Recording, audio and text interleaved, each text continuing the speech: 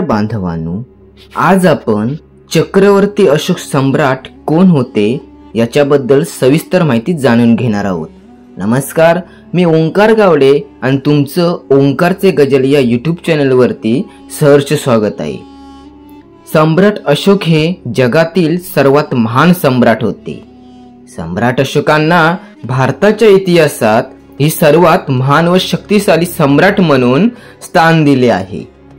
प्राचीन भारताच्या परंपरेत चक्रवर्ती सम्राटांची पदवी ज्यांनी जनमानसावर तसेच भारताच्या मोठ्या भूभागावर राज्य केले असाच महान सम्राटांना दिली जाते। सम्राट अशोकांना चक्रवर्ती सम्राट असेही म्हणतात। चक्रवर्ती सम्राट म्हणजे सम्राटांचा सम्राट। अशोक हा बिंदुसार या मौर्य सम्राटाचा पुत्र होता। बिंदुसार यांना 16 पत्नी होत्या, त्यातील धर्मा ही अशोकची आई होती। अशोक हा बिंदुसारांच्या अनेक पुत्रांमध्ये शेवटून दुसरा पुत्र होता, त्यामुळे अशोक मौर्य सम्राट बनेल अशी कोणाची अपेक्षा नव्हती। परंतु अशोकची सेनानी बनण्याची क्षमता वादातीत होती, त्यामुळे साहजिकच इतर भावांचा त्यांच्यावरील दुस्वास वाढला होता। चंद्रगुप्त मौर्याने जेव्हा जैन धर्म स्वीकारून राज्य सुखाचा त्याग केला त्यावेळेस त्याने तलवार फेकून दिली आणि ही तलवार शोधून अशोकाने आपल्या जवळच ठेवली। अशोक लहानपणी अतिशय तापट व खोडकर होता, तसेच चांगला शिकारीही होता। त्याला तत्कालीन राजपुत्राचा मिळणारे सर्व शिक्षण मिळाले होते। त्यांच्यातील सेनानीचे गुण ओळखून बिंदुसाराने तरुणपणी त्याला अवंतीचा उठाव मोडण्यास पाठवले होते। हे काम त्याने सहज पार पाडले। अशोकाच्या आईचे नाव काही ठिकाणी चंपा असे आले आहे आणि ती एका राज्याची मुलगी होती असा उल्लेख काही लेखक करतात।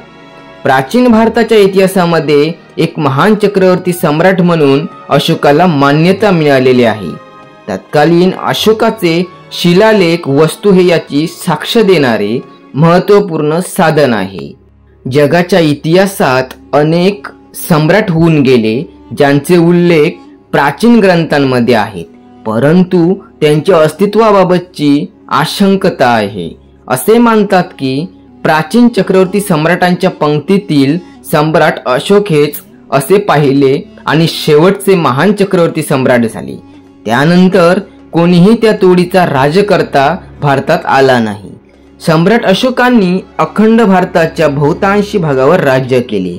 आजचा पाकिस्तान, अफगाणिस्तान, पूर्वेकडे बांगलादेश ते दक्षिणेकडे केरळ पर्यंत, तसेच नेपाळ, भूतान, इराण, ताजिकिस्तान आणि तुर्कमेनिस्तान या देशांमध्ये अशोकाच्या साम्राज्याच्या सीमा होत्या।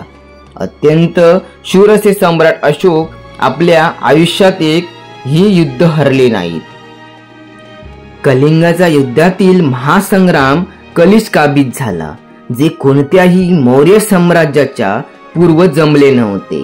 त्यांच्या राज्याचे केंद्रस्थान ज्याला बिहार म्हणतात तो मगध होता व आज पटना म्हणून ओळखली जाणारी पाटलीपुत्र ही त्यांची राजधानी होती। कलिंगाच्या युद्धात झालेल्या मनुष्यहानी पाहून त्यांनी प्रचलित वैदिक परंपरा झुंगारून हिंसेचा त्याग केला आणि मानवतावादी बौद्ध धर्माचा स्वीकार केला व नंतरच्या आयुष्यात त्यांनी स्वतःला बौद्ध धर्माच्या प्रसारास समर्पित केले। सम्राट अशोकांनी बौद्ध धर्म संपूर्ण आशिया खंडात तसेच इतर प्रत्येक खंडात पसरवला होता। अशोकांच्या संदर्भातील अनेक शिलालेख भारताच्या कानाकोपऱ्यात सापडतात। त्यातील अशोकबाबतची उपलब्धता ऐतिहासिक माहिती भारताच्या प्राचीन काळातल्या कोणत्याही ऐतिहासिक व्यक्तीपेक्षा अधिक आहे। सम्राट अशोक सत्य, अहिंसता, प्रेम, सहिष्णुता आणि शाकाहारी जीवन प्रणाली याचे थोर पुरस्कर्ते होते। म्हणूनच एक अतिशय परोपकारी शासक अशीच इतिहासातली त्यांची ही ओळख आहे। अशोकाने आपल्या प्रजननांना व प्रशासकीय अधिकाऱ्यांना आपल्या शिलालेखातून काही राजाज्ञा दिलेल्या आहेत। अशोकांचे शिलालेख हे मौर्य इतिहासाचे महत्त्वाचे साधन म्हणून ओळखले जाते। सर्वप्रथम ब्रिटिश अभ्यासक जेम्स प्रिन्सेप यांनी अशोकाचे शिलालेख सन 1837 मध्ये वाचता आले। ते अनेक भाषांचे अभ्यासक होते। अशोकाचे शिलालेख हे ब्राह्मणी, खरोष्टी आणि अरेमाइक या 3 लिपीमध्ये आढळलेले आहेत। त्यातील अनेक अभिलेख हे ब्राह्मी लिपीतील असून ते जेम्स प्रिन्सेप यांनी वाचले। त्यातूनच या चक्रवर्ती सम्राटाच्या आयुष्याची आणि एकूणच मौर्य साम्राज्याच्या विषयाची सखोल माहिती ही अभ्यासकांना मिळालेली आहे। अशोकाने आपल्या शिलालेखामध्ये स्वतःला देवामाम प्रिय असे संबोधले आहे। कलिंग युद्धानंतर त्यांचे झालेले मनपरिवर्तन, त्याने स्वीकार केलेल्या बौद्ध धर्माची तत्वे आणि एकूणच धर्मप्रसाराचे कार्य, मात्र यांची नेमणूक या सर्व घटनांना उल्लेख हा शिलालेखात आलेला आहे। सम्राट अशोक हा या काळातील भारतीयातील पहिला चक्रवर्ती राजा होय। सम्राट याचा अर्थ ज्याचा रथ घोडा 4 दिशांना कुणीही अडवू शकत नाही असा पराक्रम शासक विजेता होय। सम्राट अशोकने प्रशासकीय संदर्भाने अनेक महत्त्वपूर्ण बदल केले। प्रशासनामध्ये महामंत्रा हे पद निर्माण करून धर्मप्रसाराला उत्तेजन दिले।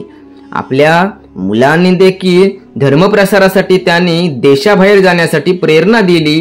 प्रजा कल्याणाचे हेतूने अनेक उपक्रम हाती घेतले। अनेक ठिकाणी धर्मशाळा बांधल्या, रस्त्याच्या दुतर्फा झाडे लावली, लोकांना आवश्यक त्या सुविधा देण्याचा प्रयत्न केला। अशोकानंतर राज्याला योग्य उत्तराधिकारी न लाभल्यामुळे मौर्य सम्राटाचा ऱ्हास घडून आला। विशाल आणि एकछत्री केंद्रीकृत राज्य उभारण्याचा प्रयत्न अखिल भारतीय स्तरावर सर्वप्रथम मौर्य सम्राट यांनी केला। यामध्ये चंद्रगुप्त आणि सम्राट अशोक यांची कार्य खूप महत्त्वपूर्ण राहिलेली आहे। अशोकाने बौद्ध धर्माची शिकवण देताना लोककल्याणकारी राज्याच्या निर्मितीला चालना दिली। शांततेतील मार्गाने कुठलेही राज्य जास्त काळ टिकू शकेल यावर त्यांनी विश्वास निर्माण झाला। बौद्ध धर्माच्या प्रसाराला त्याने चालना दिली। त्यासाठी शासकीय अधिकारी नेमले। स्वतःच्या मुलाला त्यांनी धर्मप्रसारासाठी पाठवले। धर्मचक्र परिवर्तन करणारा अशोक हा प्राचीन भारतातील एक श्रेष्ठ व चक्रवर्ती शासक ठरला। इतिहासाला युगोनयुगे त्याची नोंद घ्यावी लागेल। मानवी कल्याणासाठी पथक प्रथम करणारा, प्रजाहित दक्ष व प्रजा कल्याणकारी शासक म्हणून अनेक इतिहासकारांनी अशोकाच्या कार्याचा गौरव केलेला आहे।